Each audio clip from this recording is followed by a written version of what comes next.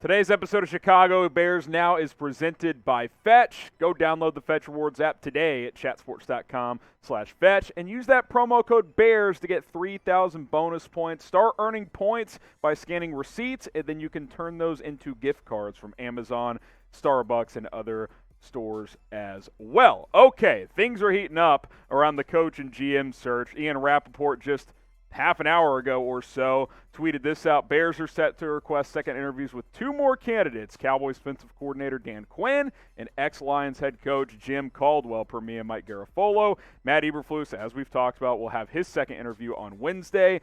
Saints defensive coordinator Dennis Allen still set to get his first interview with the Bears on Tuesday. Kind of feels like something's going to happen this week, whether it's on the coaching front, the GM front, or both.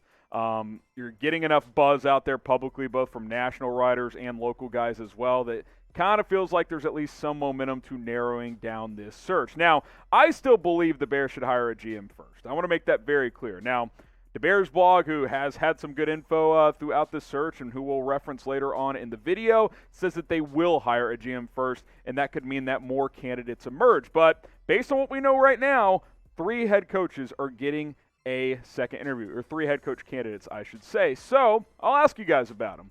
Which is the best candidate out of the guys that are set to interview for a second time? Type ME for Matt Eberflus, type DQ for Dan Quinn, or type JC for Jim Caldwell. Get your votes in down in the comments. Who would be the best candidate out of these 3 guys?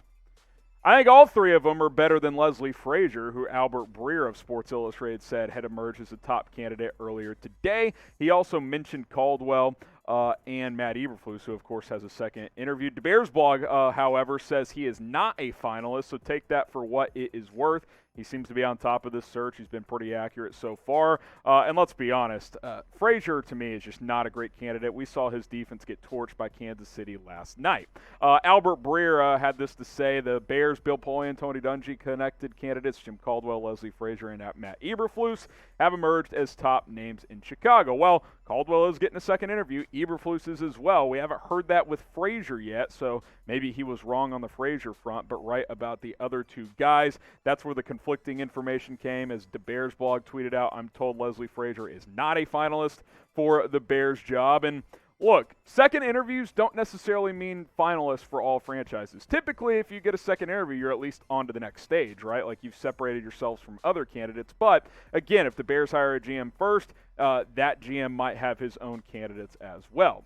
If Leslie Frazier got hired, what would be the first words you spoke? First word out of your mouth if Leslie Frazier were to get hired? I want to hear it from you guys down in the comments section. Just don't do it. I don't want to drop an F-bomb, because that's probably what I would say if the Bears hired Leslie Frazier. There's better candidates out there. You've done a wide-netted interview process here. If you land on Leslie Frazier, that's just a disappointment. I mean, that is just a disappointment. So don't do it. Don't hire him. There are other guys to bring on board. I mean, the way he managed the final 13 seconds against the Chiefs with the Bills' defense was just criminal. I mean, it was just the fact you let them go for 30, 40 yards, whatever it was, 44 yards to get into field goal range in 2 plays. It's unacceptable. It is unacceptable. Now, if you want the best Bears coverage on YouTube, subscribe to the channel. Our goal is to hit 41,000 subs ASAP. We're currently at 40,345. Hit that big red button and subscribe for more Bears videos. All right, how about hiring the Bills' offensive candidate, the offensive coordinator, Brian Daboll? Man, he was impressive with this offense during the playoffs, was he not? His ability to help transform Josh Allen has been tremendous. The Giants like Daboll a lot, and makes sense. Their new GM came from Buffalo, Joe Schoen. They've already asked Daboll for a second interview. Look, here's what I'll say. The Bears, at the very minimum, owe Brian Daboll a second interview. His offense has been awesome to watch. Now, you know, there's a lot of takes out there, and one from the Bears blog actually says, look, it's Josh Allen, it's not Daboll. That's why the offense has been great. But Allen had to develop from a raw project into this superstar that he's become. Doesn't Daboll deserve some credit for that?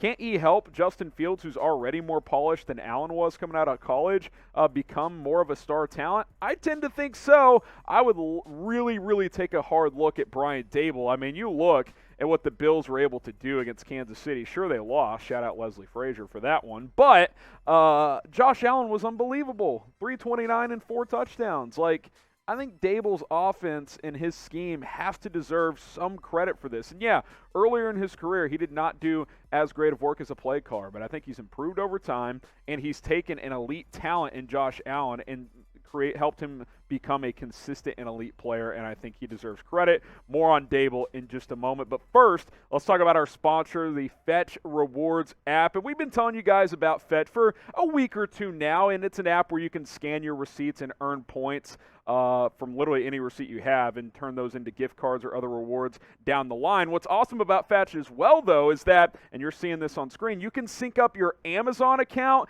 and your email address, and those purchases also will help you build points as well. So anytime you purchase something on Amazon, that's going to cash in for you guys and you'll get points. Anytime you get a digital or email receipt, it'll sync up with your email. Once you sync it up with your account, it'll scan your emails and get those receipts in there as well. You get points and credit for those as well.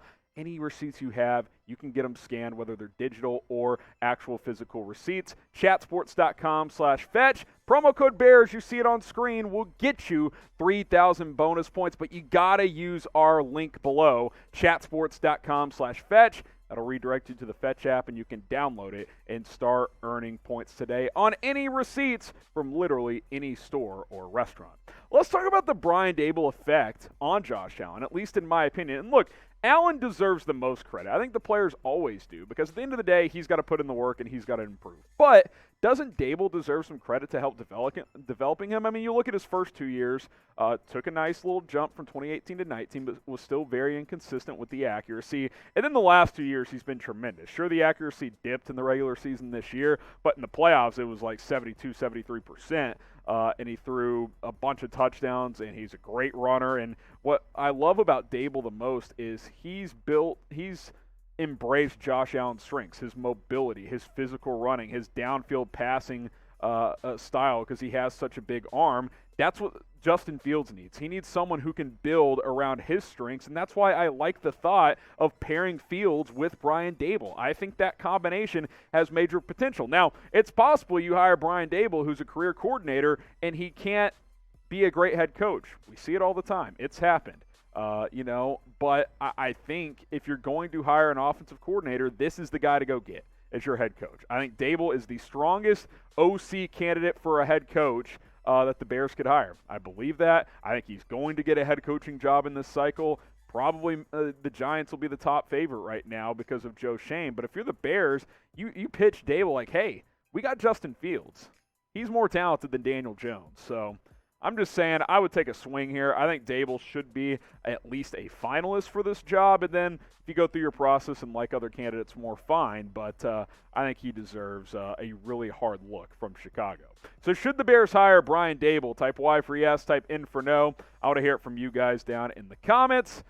Look, if you can't get Jim Harbaugh and if the Sean Payton pipeline is probably a long shot, then I think he's a pretty high candidate for me. I would type my wife for yes. I think if we got the breaking news headline tomorrow, Brian Daboll's been hired by the Bears, I'd be pretty happy with it. All right, let's shift from coaching to the GM search. The latest here, Omar Khan, Vice President of Football and Business Administration with the Steelers, and Morocco Brown, Director of College Scouting with the Colts, former scout for the Bears, both interviewing today here on Monday. Ryan Poles, Chiefs Executive Director of Football Operations, he will have his second interview on Tuesday.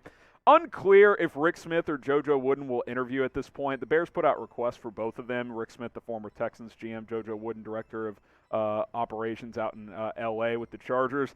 I tend to think those are not going to happen at this point. Khan and Brown, the guys interviewing today, according to Adam Hoge of NBC Sports Chicago, reports that they are strong candidates. And it makes sense, right? They're getting the final interviews of the first round of interviews. You've got Ryan Poles, who I guess you can consider a finalist since he's getting a second interview. Kind of feels like it's down to these three guys, right? Khan and Brown and Ryan Poles, who's going to interview tomorrow and is also a finalist for the Minnesota Vikings job. It kind of feels like it's one of these three guys, doesn't it? Ed Dodd's pulled out. He's not going to be in the mix. Some of the other guys they interviewed, were the Reggie McKenzie's of the world. I don't think they were ever really considered real top-tier candidates. I think it's down to these three guys, unless something changes late in the process. Maybe Monty Ossenfort is a sleeper for Tennessee, but I think the Bears might just maybe have narrowed it down to three candidates, depending, of course, how Morocco Brown and Omar Khan interviewed today. Who is your top GM candidate? Maybe it's someone else. Maybe it's someone I haven't even mentioned yet. I want to know from you guys, get a pulse from the fan base here.